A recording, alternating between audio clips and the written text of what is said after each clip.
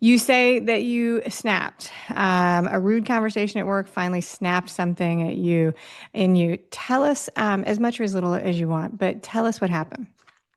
Yeah, so, it's funny. Initially, people were very understanding of all the things that we were juggling. Like, yeah, take your time. We know that you've got your kids.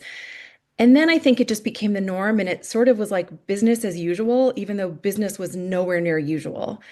And me dealing with sort of big personalities was a very normal thing. I was used to it. I was actually really good at it. But I think the stress of things started to pile up, and I was maybe a minute late to a Zoom meeting with two people, one who I worked very closely with. It was two men, one who I didn't work as closely with, but was normally quite rude.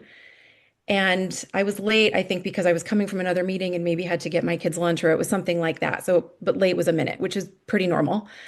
And I got on and I got screamed at. I mean, it was a next level cursing and screaming. And I was so taken aback because while I was used to dealing with not always the nicest people, it was a lot at that moment. And Yeah. my initial reaction was like, this is very much about this guy and not about me.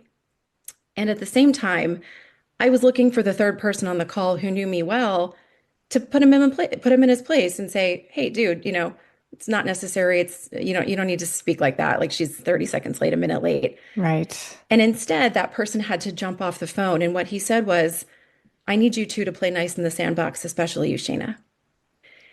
And now I Hmm. was in a role of human resources at the time. I was poker faced constantly. I was always even keeled, never kind of high or low, like always advising, always in this consulting role. And I remember thinking to myself, play nice in the sandbox. First of all, I didn't do anything. I'm always Right. playing nice in the sandbox. And it